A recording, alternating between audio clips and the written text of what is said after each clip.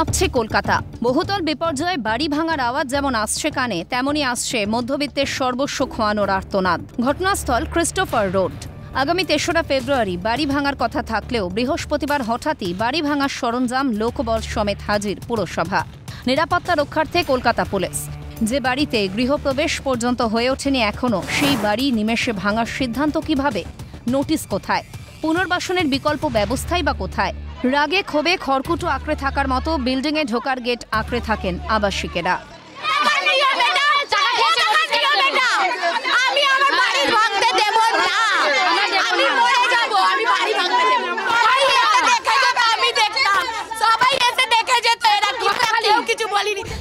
বাড়ির মালিকদের কথা মতো প্রায় ১.৫ বছর ধরে তৈরি হচ্ছে এই বাড়ি।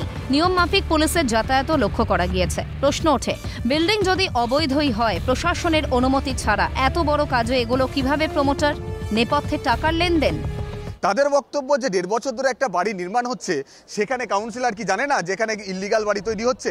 সেখানে পুরসভার আধিকারিকরা কি জানে না? এখানকার লোকাল যে বোর্ডও রয়েছে, যে বোর্ডতে বিল্ডিং বিভাগের ইঞ্জিনিয়াররা রয়েছেন, তাদের তো ১৫ দিন অন্তর অন্তর ওয়ার্ডে পরীক্ষা করা দরকার যে কোথায় কি বেআইনি নির্মাণ হচ্ছে সেটা দেখার। তাহলে ১.৫ বছর ধরে একটা বাড়ি যখন নির্মাণ হচ্ছে, তাদের কাছে এটা অজানা ছিল না? তারা প্রত্যেককেই জানেন, এবং এখানে অনেকেই তারা বলছেন যে এখানে অর্থের একটা লেনদেন হয়েছে, যার কারণে তারা দেখেও না দেখার ভান করে রয়েছেন। এমনকি পুলিশও জানে।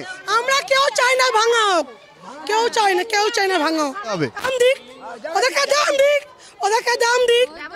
ওনারা কোথায় যাবেন? ওনারা কোথায় যাবেন আগে বলুন। পারমিশনে হচ্ছে, প্রমোটার তো একা দাঁড়িয়ে তো করতে পারে না এটা। পারমিশন যতক্ষণ না পাবে, পুলিশরা পারমিশন দিচ্ছে, প্রশাসন পারমিশন দিচ্ছে, তবে না হচ্ছে। পরিস্থিতি সামাল দিতে ঘটনাস্থলে পুলিশ যায় বটে, কিন্তু বাড়ির মালিকদের সন্তোষজনক বার্তা দিতেও ব্যর্থ হন তারা। কেএমসির অর্ডার হয়েছে, মেয়রের অর্ডার হয়েছে, সেই অর্ডার মোতাবেক কেএমসির লোকজন এসছে এটা ডেমোলিশন করতে। এটা একদিনে তো আর ডেমোলিশন সব হয়ে যাবে না, হয়তো সামান্য একটু হবে, ঠিক আছে, টপ ফ্লোরে। আরে শুরু হলে তো উপর থেকেই হবে, নিচে থেকে তো হবে না। এটা ডাইরেক্ট ৪০০ ওয়াটের ভাঙা, তো এটা ওটা আমরা সার্ভ করার ওরকম নিয়ম নেই। এদিনের মতো পুরসভার বাড়ি ভাঙার পরিকল্পনা ভেস্তে গেলেও পরবর্তীতে ফের আসার আশ্বাসও দেয় পুলিশ, আর সেই বার্তাও আগুনে ঘি হয়ে দাঁড়ায় ক্রমেই।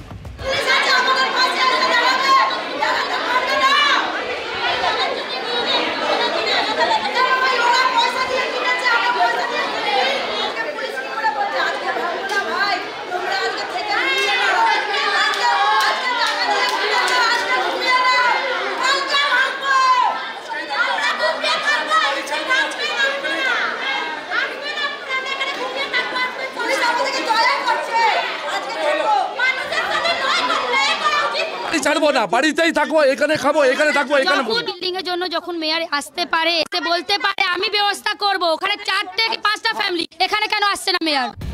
নতুন বাড়ির আশায় ভাড়ার বাড়িতে অস্থায়ী বাস। নতুন বাড়ির প্রতিটা ইটে লুকিয়ে সারা জীবনের টুকরো সঞ্চয়। সেই বাড়ি মাটিতে মিশবে এত সহজে? কাদের গাফিলতির মাসুল গুনছেন বাড়ির মালিকেরা?